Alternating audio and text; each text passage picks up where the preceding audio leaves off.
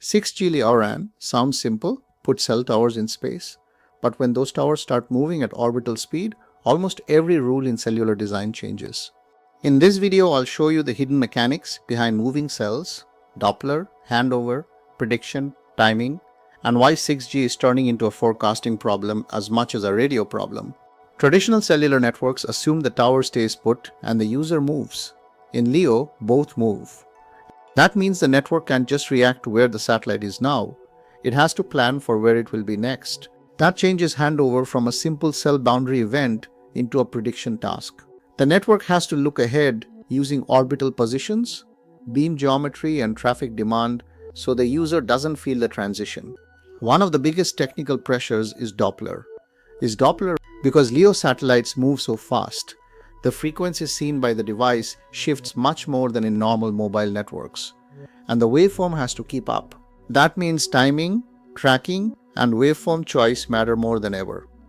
The public research on NTN for 6G points to flexible waveform options and AI-assisted control because the radio environment is constantly changing.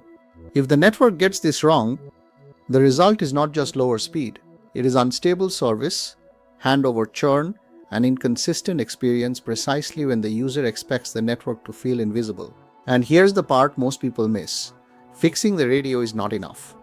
The real question is who coordinates the ground network and the satellite network so they behave like one system. This is where AI native ideas start to matter. Public architecture work on 6G NTN points to AI-enabled RAN control for dynamic resource allocation across terrestrial and non-terrestrial layers. Instead of only reacting to interference, the network can forecast traffic spikes, beam overlap, and handover pressure. That is the real shift. 6G with LEO becomes a prediction-driven system. Even with AI and better coordination, spectrum remains critical. Public research on integrated satellite-terrestrial 6G keeps pointing to multi-band planning and careful resource allocation, because moving cells create moving interference.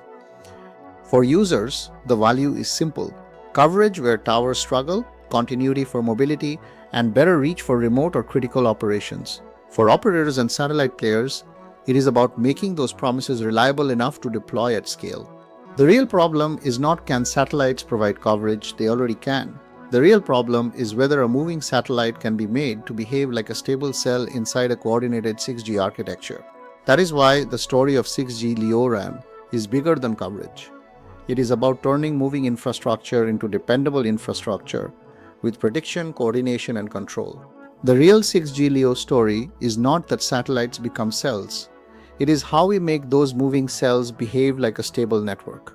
If you found this useful, please subscribe to the YouTube channel for more videos like this and join my Substack for deeper insights on 6G, LEO-RAN, non-terrestrial networks, and the future of telecom.